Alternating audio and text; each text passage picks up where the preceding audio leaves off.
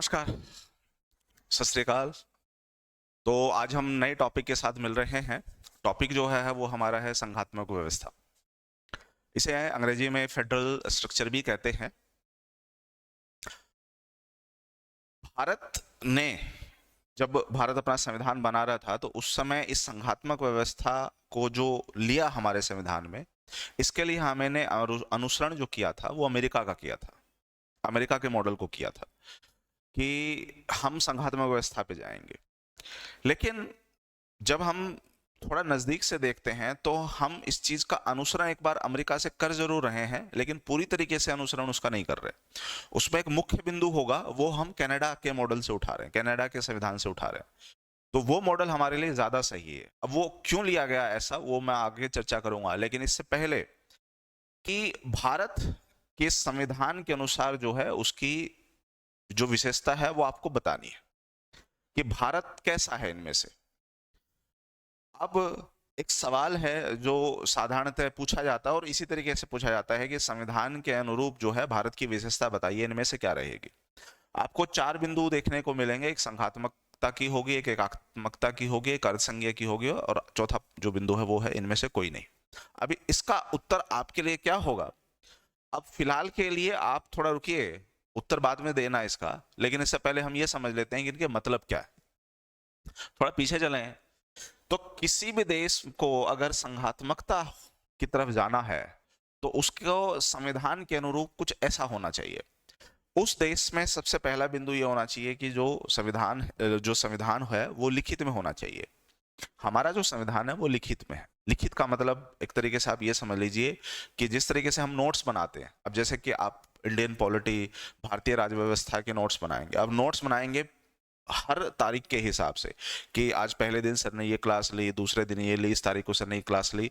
तो जो पहले पन्ने से लेकर के आखिरी पन्ने तक जो नोट्स बनेंगे वो सिर्फ और सिर्फ राज व्यवस्था के होंगे, सिर्फ और सिर्फ संविधान के होंगे। उसमें आपने कुछ भी नहीं जोड़ा है। तो इसी को हम लोग कहेंगे पूर्ण रूप से लिखित दस्तावेज। तो आप ये समझ लीजिए कि जो लोग रफ कॉपी के अंदर नोट्स बनाते हैं उनके जो दस्तावेज लिखित में जरूर हैं, लेकिन वो फॉर्मेट के अनुसार नहीं चलते, वो ऑर्डर के अनुसार नहीं चलते, वो क्रम के अनुसार नहीं चल रहे हैं। और यहीं पे वो समस्या पैदा हो जाती है कि अगर मैं ये कहूं ऐसे विद्यार्थी को कि वे बताओ वे फलाना दिन हमने कौन सा टॉपिक किया था, तो वो बता नहीं पाएगा, या ये कह लीजिए उसको ढूंढने में समय लगेगा उस रफ कॉपी में। लेकिन अगर कोई फेयर कॉपी बना रहा है, वो क्रम के अनुसार चल रहा है, वो तिथि के अनुसार चल रहा है, जिस तरीके से हमारी क्लास आ रही है उस क्लास के क्रम के अनुसार चलेगा, तो उसके लिए वो बताना बहुत आसान होगा कि फलाना दिन हमने कौन सा टॉपिक किया था। तो दोनों ही लिखित हैं, लिखे दोनों गए हैं, लेकिन एक जो पूर्ण रूप से क्रम के अनुसार चले उसको हम लिखित दस्तावेज कहेंगे। लेकिन जो दस्तावेज क्रम के अनुसार ना हो, वो कहते हैं ना कि भाई कहीं का ईट कहीं का रोड़ा, भानुमति ने कुनबा जोड़ा। तो ये समझ लीजिए कि अलिखित संविधान जो है वो कुछ वैसा ही होता है। तो पहली जो शर्त है संघात्मक होना की, वो ही है आपके लिखित संविधान की। दूसरी जो शर्त है वो है न्यायपालिका की स्वतंत्रता। अब मैं अगर आपसे ये सवाल पूछूं कि लोकतंत्र के हमारे 3 स्तंभ माने जाते हैं, वैसे तो आजकल 5 आ गए हैं, लेकिन जो 2 हैं, एक तो मीडिया हो गया और एक हो गया सोशल मीडिया। ये 2 संविधान के दायरे से बाहर, वो संविधान में मेंशन नहीं है, संविधान के अंदर उसका उदाहरण देखने को नहीं मिलेगा। संविधान में 3 ही है कि लोकतंत्र को 3 स्तंभों ने उठा रखा है। एक कार्यपालिका है, एक विधायिका है और एक न्यायपालिका है।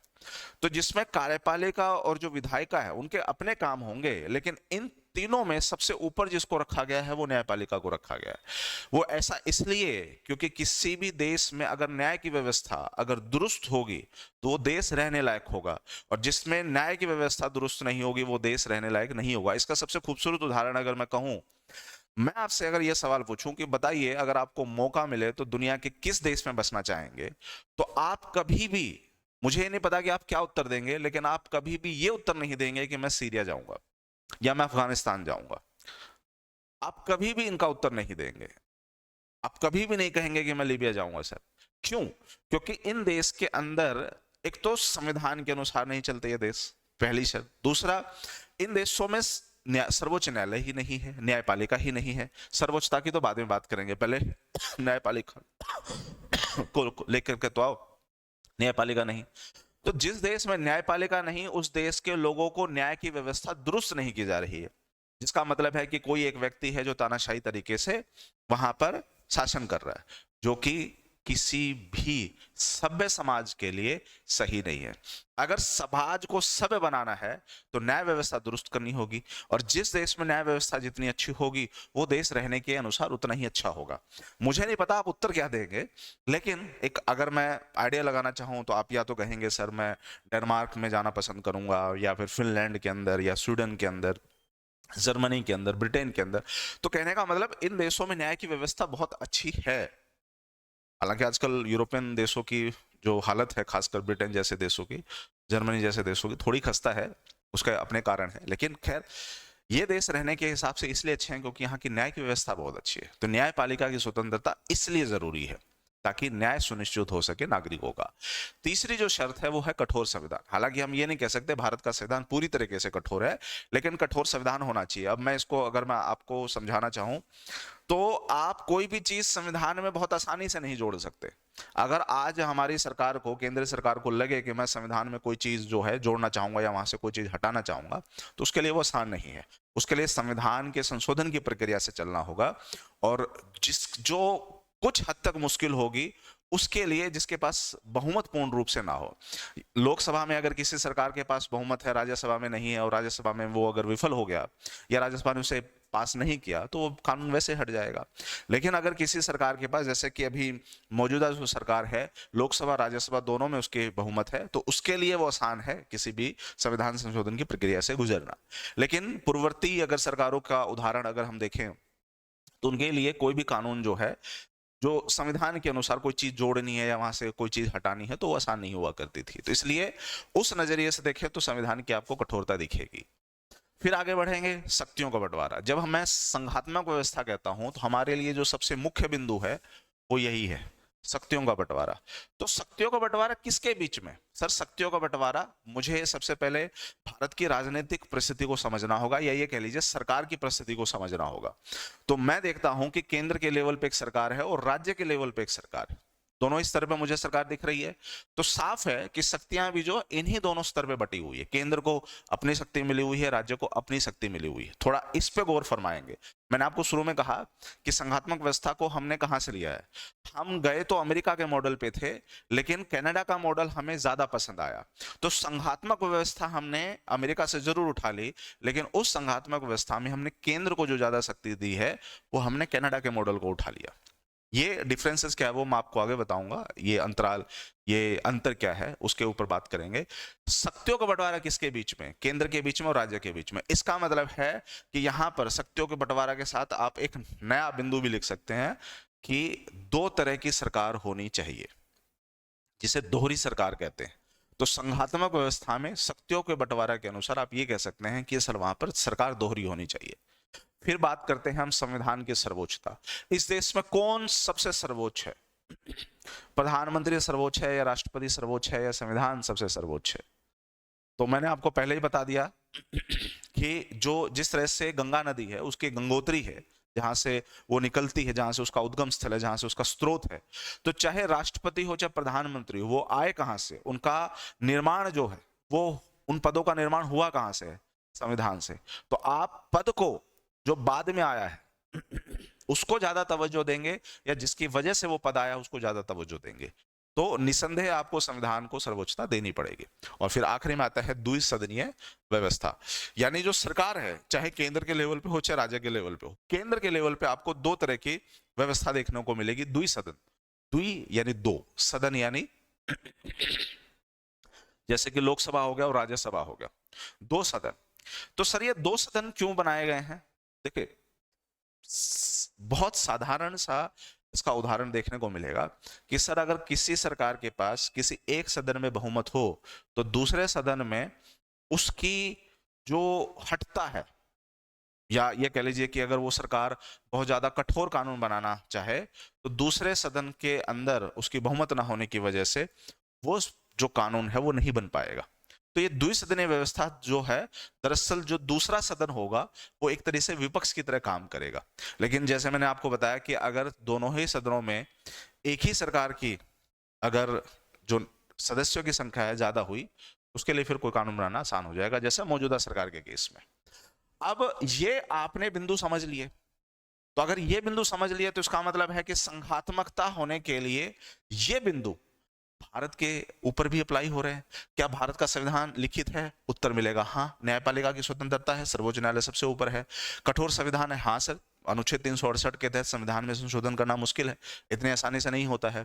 शक्तियों का बंटवारा है, केंद्र और राज्य के लेवल पे शक्तियों का बंटवारा है। संविधान को हमने सर्वोच्चता दी हुई है और व्यवस्था भी 2 सदनीय रखी हुई है, केंद्र के लेवल पे भी, राज्य के लेवल पे। लेकिन राज्य के लेवल पे हमने एक तरीके से उनको ऑप्शन दे रखा है कि भैया विधानसभा और विधान परिषद, विधानसभा तो होगी होगी, लेकिन विधान परिषद को लाना ना लाना वो आपकी मर्जी होगी। तो ये सारे बिंदु हमें देखने को मिलते हैं भारत में, जिसका मतलब भारत क्या है। अब यही सवाल आपसे पूछा जाता है कि बताइए भारत इनमें से क्या है। अब आपके दिमाग में इन बिंदुओं को देखते हुए ये लगता है कि सर हम लोग जो हैं वो संघात्मक होने चाहिए, हमारा जो उत्तर होना चाहिए वो ये होना चाहिए। तो मैं थोड़ा सा रुकूंगा और मैं कहूंगा कि अगर उन बिंदुओं पे अगर हमने चर्चा कर ली तो इसका मतलब ये नहीं है कि उन बिंदुओं को देखते हुए आप ये कह लें कि सर भारत संघात्मक होगा। क्यों? आ जाइए। मैंने कहा कि बेटा जी ये जो पॉइंट है ना शक्तियों का बंटवारा, हमारे लिए सबसे इंपॉर्टेंट ये है। मैं कहता हूं कि शक्तियों का बंटवारा किसके बीच में, तो आप कहेंगे सर केंद्र के बीच में और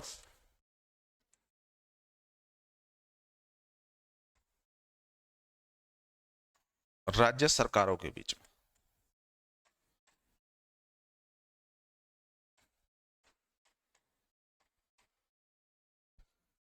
ये है शक्तियों का बंटवारा। तो सर एक बात बताइए, कैसी शक्तियां, अगर आपको ये देखना है ना कि कैसी शक्तियां केंद्र और राज्य के मध्य में बांटी गई हैं, तो इसके लिए ये जो बंटवारा है, इसके लिए मुझे जाना पड़ेगा संविधान की अनुसूची नंबर 7 पे,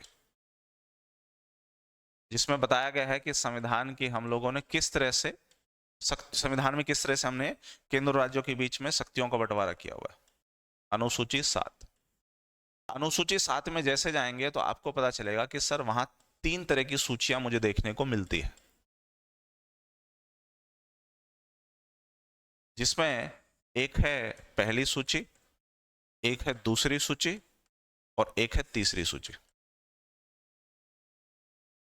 जिसमें पहली जो सूची है उसको संघीय सूची के नाम से जाना जाता है, यानी ऐसे विषय जो केंद्र सरकार को दिए गए। जब हम कहते हैं शक्तियों का बंटवारा, तो शक्तियों का बंटवारा के लिए तो हमें कोई विषय देने पड़ेंगे ना। मैं अगर आपसे पूछूं कि बताइए जो ये भारतीय रेल है, इस पर अगर किसी भी तरह का कानून बनाना है तो क्या राज्य सरकार कानून बना सकती है, तो उत्तर मिलेगा नहीं, वो सिर्फ केंद्र ही बनाएगी। अगर विदेशी किसी देश से, भारत के बाहर अगर किसी देश से समझौता हो रहा है इसके हवाले से, तो क्या कोई राज्य सरकार का मुख्यमंत्री ऐसा कर सकता है, उत्तर मिलेगा नहीं। तो ये जो अंतर्राष्ट्रीय संबंध है, ये अंतर्राष्ट्रीय संबंध के लिए हमें किसकी तरफ जाना पड़ेगा, अंतर्राष्ट्रीय संबंध के लिए हमें केंद्र की तरफ जाना पड़ेगा। ये जो नाभिकीय परमाणु जो बम होते हैं या जो नाभिकीय ऊर्जा होती है, इसके ऊपर कानून क्या राज्य सरकार बना सकती है, तो उत्तर मिलेगा नहीं सर, इसके लिए केंद्र ही बनाएगी।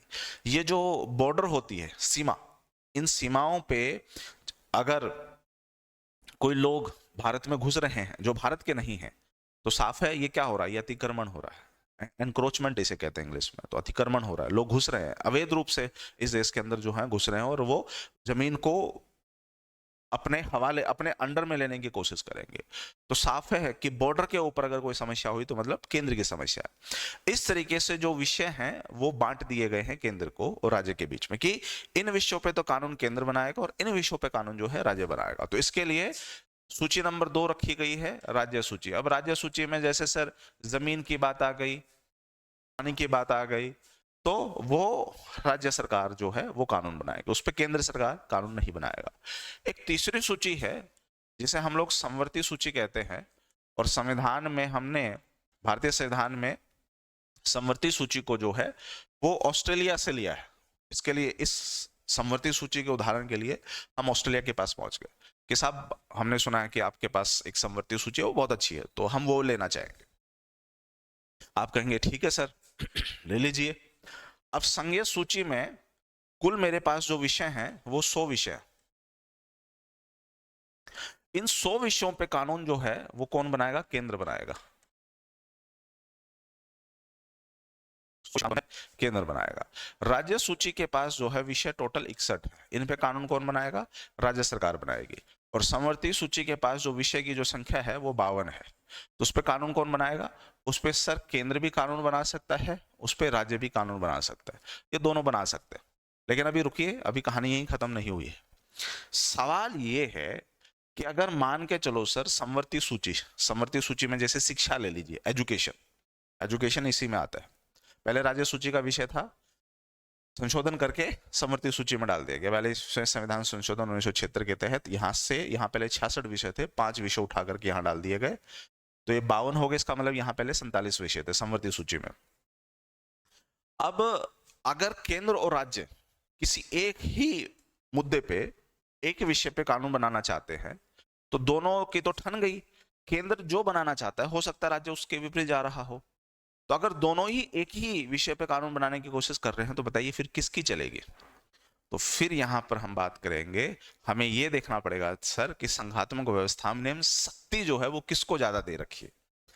तो यहां पर हम ये कहेंगे, भारत जो है संघात्मक जरूर है सर,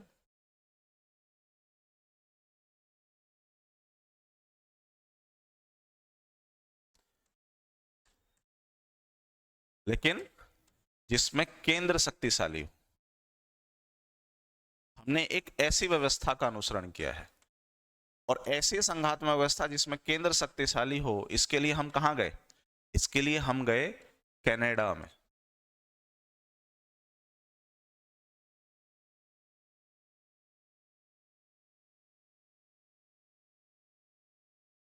गए हम लोग। अमेरिका में सिर्फ संघात्मक व्यवस्था है, और क्योंकि हम कनाडा में चले गए जहां केंद्र शक्तिशाली, इसका मतलब अमेरिका में केंद्र शक्तिशाली नहीं है। अगर मैं ये कहूं कि संघात्मक व्यवस्था को अगर संयुक्त राज्य अमेरिका के उदाहरण से समझा जाए,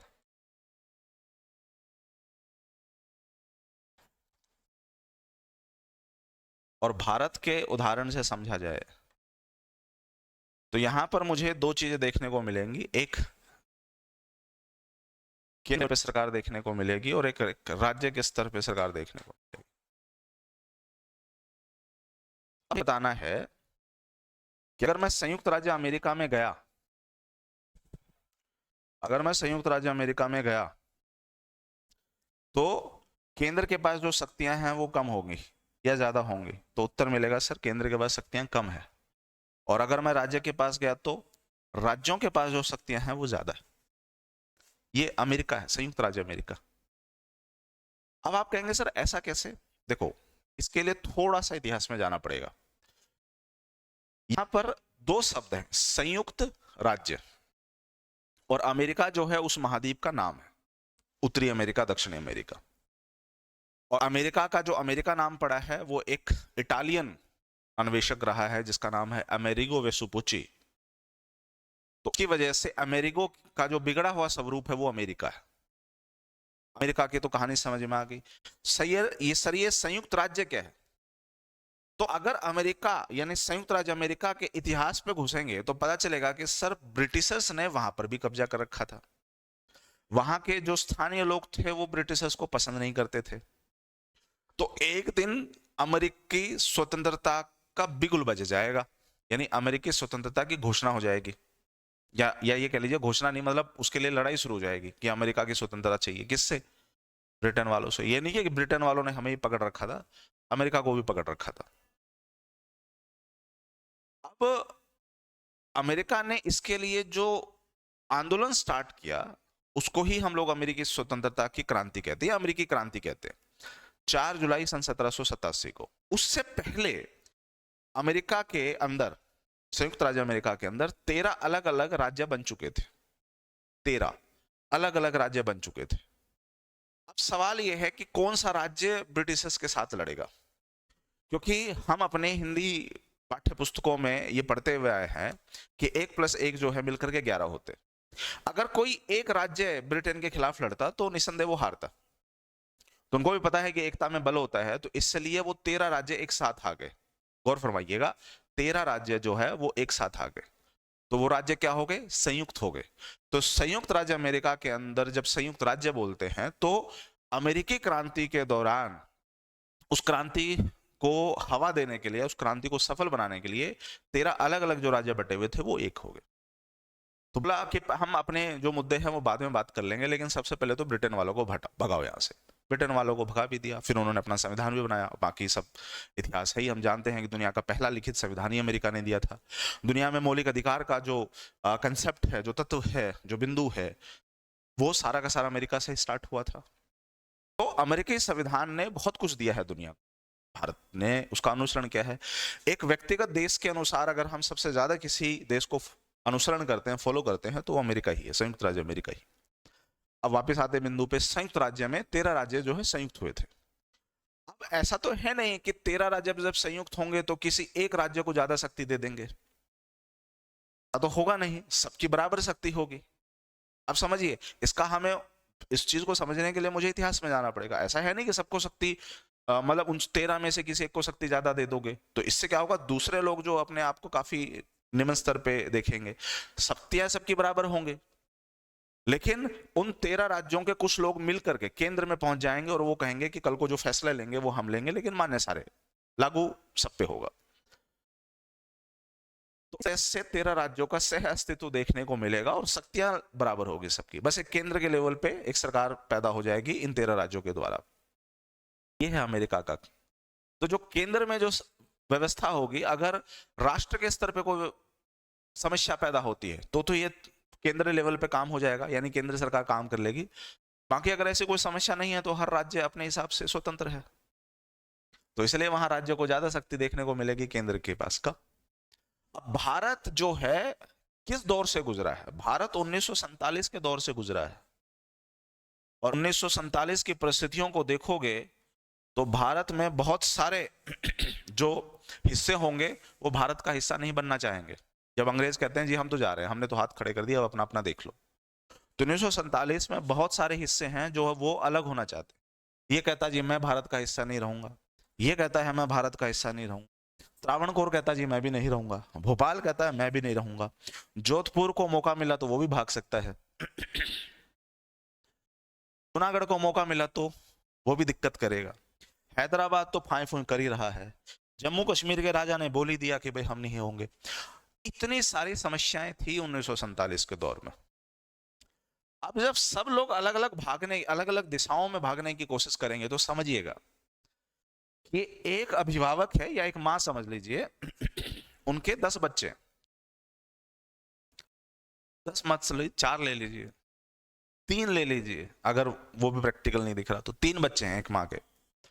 वो तीनों बच्चे हैं अलग अलग दिशा में भागते हैं, एक बच्चा उधर भागेगा, एक उधर भागेगा, एक उधर भागेगा।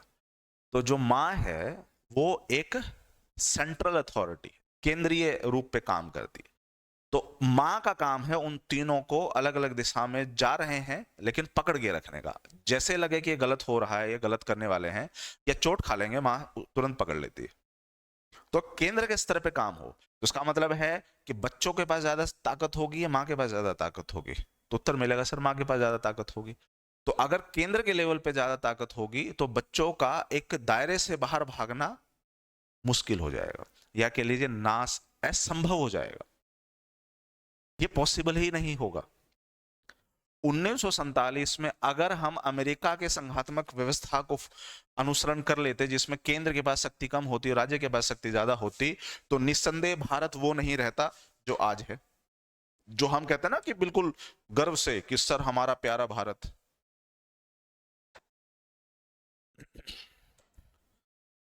जो हम गर्व से कहते हैं हमारा प्यारा भारत, दुनिया के सबसे खूबसूरत नक्शे में भारत का नक्शा आता है।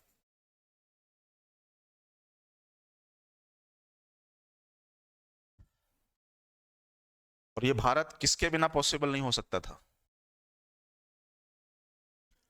एक केंद्र के स्तर पे सरकार के बिना ये सुनिश्चित हो ही नहीं सकता था। अगर इस देश को वो देश बनाए रखना है तो इसके लिए आपको अमेरिका के मॉडल से अलग जाना है। भारत में केंद्र को ज्यादा शक्ति देनी होगी और राज्यों को कम। और ये मॉडल मुझे कहां देखने को मिला? कनाडा में। तो ये हम संघात्मक व्यवस्था में है जिस प्रणाली को अनुसरण करते हैं वो कनाडा का मॉडल है। और क्यों ऐसा किया उसका कारण भी कि बहुत सारे राज्य थे जो भारत के अंदर नहीं आना चाहते थे। वो कहते थे जी हमें तो अंग्रेजों ने शक्ति दे दी कि अगर आप भारत पाकिस्तान में नहीं जुड़ना चाहते, अलग से देश बनाना चाहते हो तो बना सकते हो। लो जी, हम तो जा रहे हैं, अपना अलग देश बना रहे हैं। नहीं बना पाओगे ना भाई। इसी वजह से तो डॉक्टर भीमराव रामजी अम्बेडकर ने कहा नहीं नहीं, कि अमेरिका के मॉडल पे गए तो दिक्कत शुरू हो जाएगी।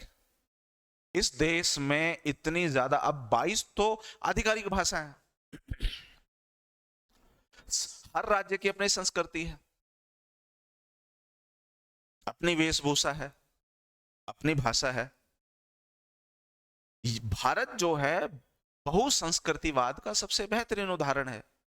लेकिन इस बहुसंस्कृतिवाद के साथ सबसे बड़ी समस्या यह थी कि इनको पकड़ेगा कौन, इनको पकड़ के कौन रखेगा। राज्यों को अगर शक्ति दे देते तो अभी तक साउथ जो दक्षिण भारत है, दक्षिण भारत में जो राज्य हैं वो बहुत हद तक अलग हो चुके थे। तमिलनाडु तो भारत का हिस्सा बनना ही नहीं था, वो तो कहता कि हम तो तमिलियन है। तेलुगु वालों ने सबसे पहले दिक्कत शुरू की थी। आजादी के बाद किसी राज्य भाषा के आधार पर अगर सबसे बड़ी समस्या पैदा हुई तो तेलुगु भाषी राज्यों के लिए हुई थी, तो समस्या पैदा हो जाती। कर्नाटका में अभी कन्नड़ भाषा को लेकर के बड़े विवाद शुरू हुए, तो दक्षिण भारत में तो वैसे नहीं होना था। उत्तरी पूर्वी राज्य जो हैं वो वैसे ही, जैसे नागालैंड और मणिपुर के अंदर जो है सशस्त्र विद्रोह वैसे ही होते रहते हैं, वहां पर आर्म्ड फोर्सेस वैसे ही बैठी रहती है, वहां पर आर्मी को हमने वैसे स्पेशल पावर दे रखी है ताकि भैया जो आतंकवादी गतिविधियां होती है, माओवादी गतिविधियां होती है, उनको आप नकेल किसी उसको। तो बहुसंस्कृतिवाद जरूर है, दुनिया के सबसे खूबसूरत देश में भारत जरूर है, लेकिन इसकी अपनी एक राजनीतिक समस्या होती है और उससे निपटने के लिए डॉक्टर भीमराव अंबेडकर जी ने साफ बोला कि हम अमेरिका के मॉडल को फॉलो कर ही नहीं सकते, इससे भारत टूट जाएगा, बिखर जाएगा, भारत कभी भी संगठित नहीं हो पाएगा। ये कहानी है। यहां तक मैं आपको समझा चुका हूं। अब आपसे मैं पूछता हूं कि बताइए भारत की व्यवस्था इनमें से कैसी है। तो अब आप कहेंगे सर भारत की व्यवस्था जिस हिसाब से आप बता रहे हो उस हिसाब से संघात्मक है। मैं कहूंगा नहीं बेटा, यही गड़बड़ है। ये चीज समझा दी। इसके बाद संघात्मक होने के लिए जो मुख्य बिंदु हैं वो भी मैंने आपको बता दिया, लेकिन इसके बाद भी आपको उत्तर ये नहीं कहना कि भारत की जो व्यवस्था है संवैधानिक रूप से संघात्मक है। क्यों? क्योंकि सर इस पॉइंट में, इस बिंदु में एक समस्या है। मैंने शक्तियों का बंटवारा अलग सूचियों में इनके लिए कर जरूर दिया गया है, लेकिन वहीं पे मैं ये भी देखता हूं कि अगर आपातकाल लग जाए,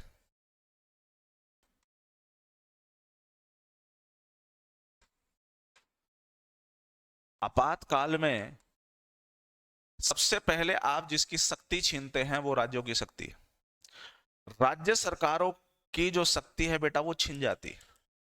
ये कह सकते हैं कि सर राज्यों की सरकारों की शक्तियों को हम खत्म ही कर देते। कब? इमरजेंसी में। इमरजेंसी भी कौन? अगर सर राष्ट्रपति शासन लगा अनुच्छेद 356 के तहत तो जिस राज्य में लग रहा उस राज्य की शक्ति खत्म हो गई। और अगर राष्ट्रीय आपात लगा, नेशनल इमरजेंसी जिसे कहते हैं, अगर अनुच्छेद 352 लगाया गया, अगर पूरे देश में लगाया गया तो पूरे देश की राज्य सरकार खत्म कर दी जाती है। उसमें जो सबसे सर्वे सर्वा रहता है वो केंद्र सरकार रहता है। इसके पास उस समय बहुत ज्यादा शक्ति होती है और इसमें भी तीन ही तरह के लोग काम करते हैं, तीन ही तरह की व्यवस्था काम करती है, जिसमें सबसे पहले व्यवस्था जो है वो आपकी केंद्र के, मतलब केंद्र के लेवल पे जो व्यवस्था में काम करते हैं राष्ट्रपति, क्योंकि आपातकाल की जो शक्ति है वो राष्ट्रपति के पास है। राष्ट्रपति किसके अनुसार चलेगा? प्रधानमंत्री के अनुसार। और प्रधानमंत्री इसके लिए परमिशन किससे लेगा? कैबिनेट मंत्रियों से। तो राष्ट्रपति प्लस प्रधानमंत्री प्लस कैबिनेट, ये मिलकर के आपातकाल में काम करते हैं। तो राज्यों के तो यहाँ पर जो शक्तियां वक्तियां सब साइड में। तो सर जब आपातकाल में राज्य की जब शक्ति हटा दी गई, उसका मतलब है कि उस समय शक्तियों का बंटवारा नहीं रहा। और अगर उस समय शक्तियों का बंटवारा नहीं रहा तो उसका मतलब संघात्मक व्यवस्था की जो सबसे बड़ी चीज है वो खत्म हो गई। तो फिर हम ये कह सकते हैं कि सर भारत तो फिर पूर्ण रूप से संघात्मक नहीं हो पाया। किस शर्त पे? जब इमरजेंसी लगी होगी, आपातकाल।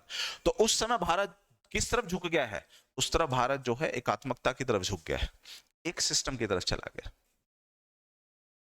तो इसका मतलब है कि सर परिस्थितियां तय करती हैं भारत की व्यवस्था के लिए कि वो संघात्मकता की तरफ जाएगी या एकात्मकता की तरफ जाएगी। वो घड़ी होती है ना, घड़ी के नीचे एक अनुदोलक होता है जो घूमता रहता है इस तरह से टिक टिक टिक टिक टिक करते हुए। तो समझ लीजिए कि भारत के संविधान में कुछ इसी तरीके से परिस्थितियों के अनुसार जो है ये टिक टिक करता रहता है। अगर सब कुछ सही है तो संघात्मकता की तरफ है, सब कुछ सही नहीं है, आपातकाल लग गया तो एकात्मकता की तरफ हो गए। तो हम संघात्मकता और एकात्मकता की तरफ घूमते रहते हैं। हमारा दोलक ये है, इस तरह से चलता है, हमारा पेंडुलम इस तरह से घूम रहा होता है। लेकिन भारत के संविधान में गौर फरमाइएगा, भारत के संविधान में जब हम जाएंगे तो कहीं पे भी नहीं लिखा गया है कि भारत एक संघीय देश होगा, संघात्मकता होगा और भारत एकात्मक होगा। कहीं नहीं लिखा गया है। भारत के संविधान के अनुच्छेद नंबर 1 में जब हम चलें, गौर फरमाइएगा, अनुच्छेद नंबर 1 पे जब चलेंगे तो यहां लिखा गया है कि भारत जो है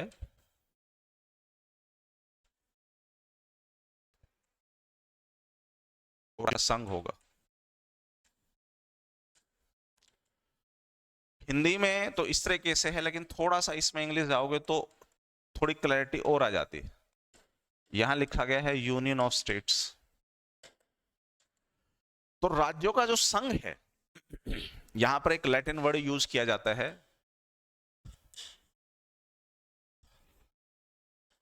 फ्यूज जेनरेसिस। इसको हम कहेंगे अपनी किस्म का।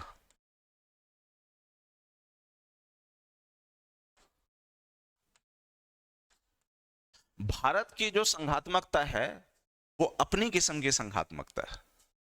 वो पूरी तरह से अमेरिका पे नहीं है, पूरी तरह से कनाडा पे नहीं है। भारत अपनी एक किस्म का ही संघात्मक है जो किसी देश में देखने को नहीं मिलता है। और एक बहुत बड़े राजनीतिक विचारक हुए हैं जिनका नाम है केसी वीहरे।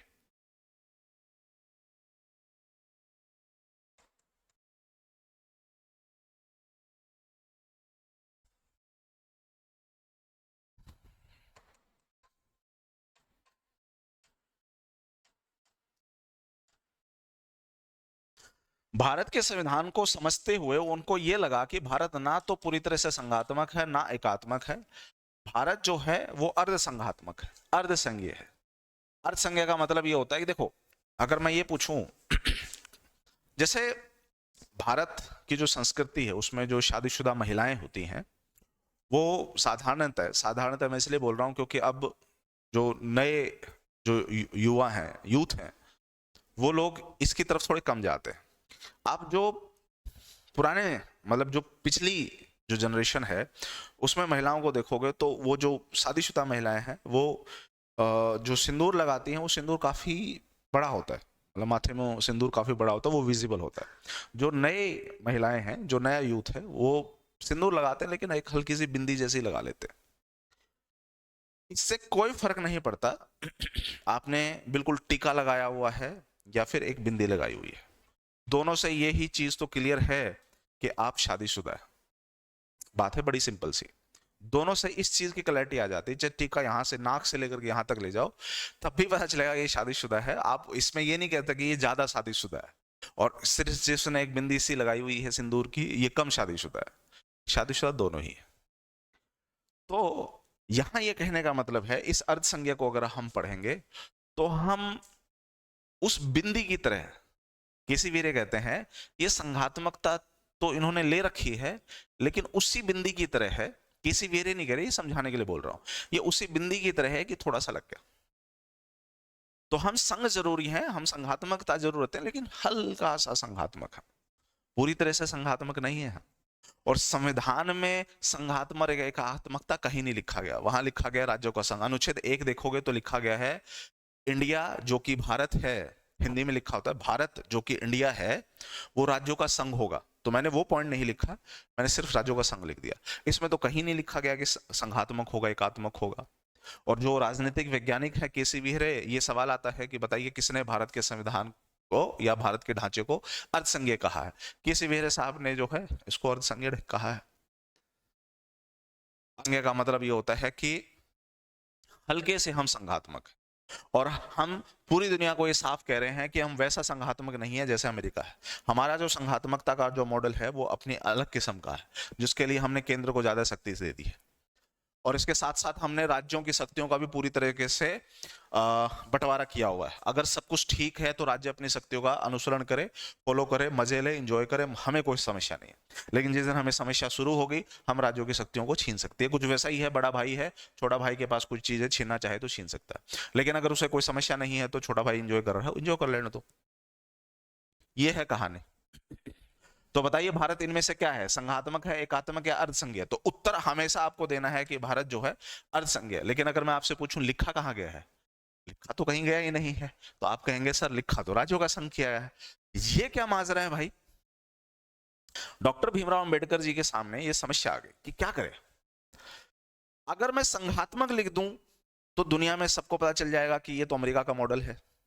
मैं पूरी दुनिया को बताना नहीं चाहता कि हम अमेरिका के मॉडल को फॉलो कर रहे हैं। अगर मैं एकात्मक लिख दूं तो पता चलेगा कि केंद्र ही सबसे ज्यादा सर्वोच्च पावर है, राज्यों के तो यहां पर कुछ औकात ही नहीं है। मैं वो भी नहीं बताना चाहता पूरी दुनिया को। संघात्मक और एकात्मक लिख देने से समस्या पैदा हो जाएगी, और मैं वो बताना ही नहीं चाहता जो ये शब्द कहते हैं। मैं तो कुछ और बताना चाहता हूं। मेरी जो संघात्मकता है वो दुनिया में किसी अन्य देश में नहीं मिलेगी। मेरी संघात्मकता सू जेनरेसिस की है, अपनी किस्म की है। हम संघात्मकता के मॉडल को फॉलो कर रहे हैं। जैसे मैंने कहा था आपको पहले कि नकल जो है हम मारेंगे जरूर, बट अकल से मारेंगे। हमारे दिमाग के जो नसें हैं उसको ऊपर हम दबाव डालेंगे, फिर वहां से विचार निकलेंगे। उन विचारों को हम कागजों पे लिखेंगे, और उससे जिस चीज का निर्माण होगा वो दुनिया के सबसे बेहतरीन किस्म के संविधान के मॉडल का निर्माण होगा, और वो है भारत का राज्यों का संघ। तो इसको समझाने का सबसे आसान जरिया मैं बताता हूं। मैं आपसे पूछूंगा कि कौन सी शादी ज्यादा अच्छी है, लव मैरिज ज्यादा ठीक है या अरेंज मैरिज ज्यादा ठीक है? कौन सी शादी आपके हिसाब से सही है? कुछ लोग कहेंगे सर लव मैरिज ठीक है, कुछ लोग कहेंगे अरेंज मैरिज ठीक है। चाहे लव कर लो चाहे अरेंज कर लो, करोगे तो मैरिज ही। सिंपल सी कहानी है। चाहे लव करो चाहे अरेंज करो, करोगे तो मैरिज ही। जुड़ना आसान है इस देश में, आप समझिएगा, जुड़ना आसान है, टूटना मुश्किल है। वो हमें राजनीतिक स्तर पे भी दिखता है। जो हिस्सा भारत का ही हो गया उसको हटने के लिए पापड़ बेलने पड़ेंगे। तो भारत में क्या होता है कि शादी आपने कर ली, चाहे लव करो चाहे अरेंज करो, रजिस्ट्रेशन कराया कोर्ट के अंदर, अब आप चाहते हो हम डाइवोर्स ले लेंगे, मुश्किल है, बहुत आसानी से आपको डाइवोर्स नहीं मिलता। इस देश में जुड़ना आसान है, हम जुड़ने पे विश्वास ज्यादा करते हैं टूटने के मुकाबले। तो चाहे अरेंज करो चाहे लव करो, कर रहे हो मैरिज, जिसका मतलब कानून आएगा। कानून आने का मतलब ये है कि समस्याएं। और डॉक्टर भीमराव अंबेडकर जी जो हैं ऐसी समस्याओं से बचना चाहते थे। वो एक तीसरे मॉडल पे गए जिसे हम लिव इन रिलेशनशिप वाला मॉडल कहते हैं। लिव इन रिलेशन में क्या है कि भाई दो लोग एक दूसरे से मिलते हैं, जब तक एक दूसरे के समीकरण को समझ पाते हैं तब तक साथ रहते हैं। समीकरण गड़बड़ हो गया, वो जो कहावत है ना कि भाई हम तो फकीर आदमी हैं, झोला उठा के आए थे, झोला उठा के चले जाएंगे। तो जिसको भी समीकरण में दिक्कत हुई झोला उठाए चला जाए, ये लिव इन रिलेशनशिप है। बस ये समझ लीजिए कि अगर मैं संघात्मक और एकात्मक लिख देता तो मुझे राज्यों को शक्ति देनी पड़ती, और मुझे राज्यों को पूर्ण रूप से शक्ति नहीं देनी है। इसलिए मैं लिव इन रिलेशनशिप वाले मॉडल पे गया जहां कानून जनरली सामान्यतः अप्लाई नहीं होता। आजकल धीरे धीरे कानून बन रहे हैं लेकिन सामान्यतः अप्लाई नहीं होता, और राज्यों का जो संघ है वो एक तरीके से लिव इन रिलेशनशिप वाला एंगल है कि मेरा रिलेशनशिप तो है आपके साथ, लेकिन अगर मुझे अलग होना है, अगर मैं यहां से हटना चाहूं, तो मेरे ऊपर किसी भी तरह की कानूनी पाबंदी नहीं अप्लाई होगी, जैसे कि लव और अरेंज मैरिज में हो। तो आशा करता हूं कि ये कहानी आपको समझ में आई होगी संघात्मकता की। तो मिलते हैं हम लोग नेक्स्ट टॉपिक के साथ। टिल देन एंजॉय, दस्विदानिया, बाय बाय, सायोनारा।